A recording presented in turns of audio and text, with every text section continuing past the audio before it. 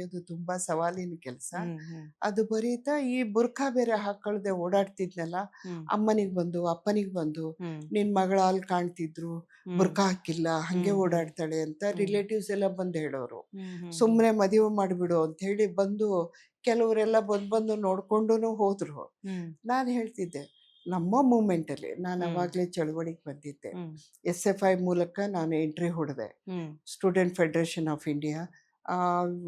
SFI ಮೂಲಕ ಬಂದದ್ದು, ಹ್ಮ್ ಜೊತೆಗೆ ಮಹಿಳಾ ಡೆಮೊಕ್ರೆಟಿಕ್ ವುಮೆನ್ಸ್ ಹ್ಮ್ ಅಸೋಸಿಯೇಷನ್ನಲ್ಲಿ ಕೆಲಸ ಮಾಡೋದು, ಬಂಡಾಯ ಸಾಹಿತ್ಯದಲ್ಲಿ ಕೆಲಸ ಮಾಡೋದು, ಹ್ಮ್ ಇವೆಲ್ಲವೂ ಒಟ್ಟೊಟ್ಟಿಗೆ ಜೊತೆಗೆ ಕೆಲಸ, ಹೋರಾಟಗಳು. ಹ್ಮ್ ಇದರ ಜೊತೆಗೆ ನಾನು ಬೆಳೆದಿದ್ದರಿಂದ ಆ ಹ್ಮ್ ಬುರ್ಖಾದ ಪ್ರಶ್ನೆಗಳನ್ನು ಗಟ್ಟಿಯಾಗಿ ಎದುರಿಸ್ದೆ ಅದನ್ನ. ಹ್ಮ್ ಹ್ಮ್ ಓಕೆ ಓಕೆ ಅಮ್ಮನಿಗೆ ಕನ್ವಿನ್ಸ್ ಮಾಡ್ತಿದ್ದೆ, ನೋಡು ಹ್ಮ್ ಅವಳು ಬುರ್ಖಾ ಹಾಕೊಂಡು ಹಂಗೆ ಮಾಡ್ತಾ ಇದ್ದಾಳೆ, ಹ್ಮ್ ಹ್ಮ್ ಬುರ್ಖಾ ಹಾಕೊಂಡು ಹಂಗೆ ಮಾಡ್ಬೋದಾ, ಈ ಪ್ರಶ್ನೆಗಳು ಇಡ್ತಿದ್ದೆ ಹ್ಮ್ ಅವಾಗ. ಹ್ಮ್ ಹ್ಮ್ ಹ್ಮ್ ಇಂಥದ್ದೆಲ್ಲ ಬಂದು ಓಕೆ ಅದನ್ನೆಲ್ಲ ಎದುರಿಸಿ ಹ್ಮ್ ಆಮೇಲೆ ಒಂದು ಹಂತಕ್ಕೆ ಬಂದಮೇಲೆ ನಾನು ತಿರುಗಿ ನೋಡಲೇ ಇಲ್ಲ. ಹ್ಮ್ ಹ್ಮ್ ಅಲ್ಲಿ ಮೂಲತಃ ಶೇಖ್ ರುಜಾನಲ್ಲಿ ನಾವಿದ್ವಲ್ಲ, ಶಾ ಬಜಾರು ಅದು, ಹ್ಮ್ ಹ್ಮ್ ಆ ಏರಿಯಾನಲ್ಲಿ ಮಹಿಳೆಯರಿಗಾಗಿ ಒಂದು ಟಾಯ್ಲೆಟು ಇರಲಿಲ್ಲ. ಹ್ಮ್ ಒಂದೇ ಒಂದು ಟಾಯ್ಲೆಟ್ ಇಟ್ಟು 1952ರಲ್ಲಿ ಏನೋ ಕಟ್ಟಿದ್ದು. ಹ್ಮ್ ಅದಕ್ಕೂ ಕೂಡ ಅಲ್ಲಿ ಗೌಡ ಪೊಲೀಸ್ ಪಾಟೀಲ್ ಹ್ಮ್ ಬೀಳಿಸಿ, ಮನೆಗೆ ವಾಸನೆ ಬರುತ್ತೆ ಅಂತ ಬೀಳಿಸ್ಬಿಟ್ರು.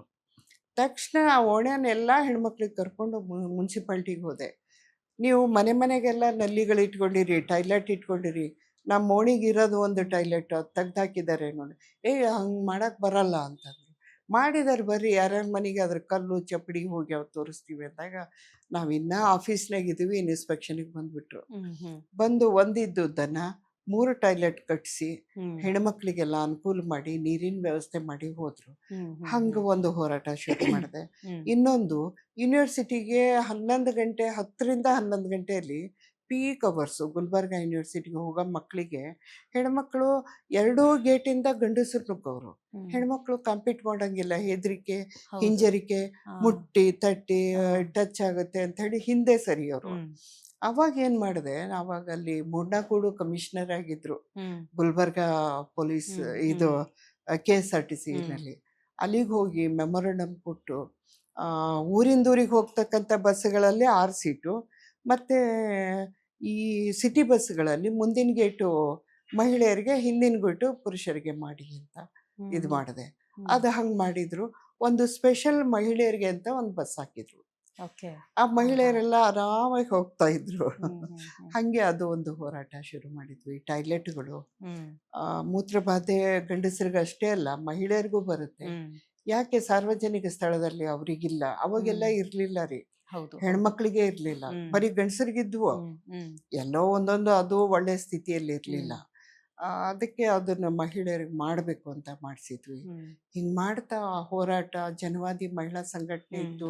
ನಮ್ಮನೆ ಶೇಖ್ ರುಜಾ, ಹ್ಮ್ ಅಲ್ಲಿಂದ 5 ಕಿಲೋಮೀಟರ್ ದೂಲು ತಾರ್ಫೈಲು. ನಮ್ಮ ಹತ್ರ ದುಡ್ಡು ಇರ್ತಿದ್ದಿಲ್ಲ ಬಸ್ಸಿಗೆ ಓಡಾಡೋಣ ಅಂದರೆ, ನಡ್ಕೊಂಡೇ ಹೋಗ್ತಿದ್ವಿ. ಹ್ಮ್ ಹೋಗಿ ಮಹಿಳಾ ಸಂಘಟನೆಗಳು ಕಟ್ಟಿ, ಹೋರಾಟಗಳು ನಡೆಸಿ, ಏನೇನೋ ಮಾಡಿ, ಒಟ್ಟಲ್ಲಿ ನಿನ್ನ ಮಗಳು ಯಾವಾಗಲೂ ಬೀದಿಗೆ ಇರ್ತಾಳೆ ಅಂತ ಬೈಸ್ಕೊಂತಿದ್ದೆ. Okay okay ma'am. ಇನ್ನು ಮುಸ್ಲಿಂ ಜನಾಂಗದಲ್ಲಿ ತನ್ನದೇ ಆದಂತಹ ಕಟ್ಟುಪಾಡುಗಳನ್ನ ಹೆಣ್ಣು ಮಕ್ಕಳಿಗೆ ಮೀಸಲಿಟ್ಟಿರ್ತಾರೆ.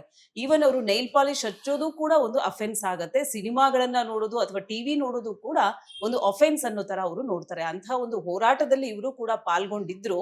ಅದರ ಹಿಂದಿನ ಸ್ಟೋರಿ ಏನಾಗಿತ್ತು ಅನ್ನೋದನ್ನ ತಿಳಿತಾ ಹೋಗೋಣ.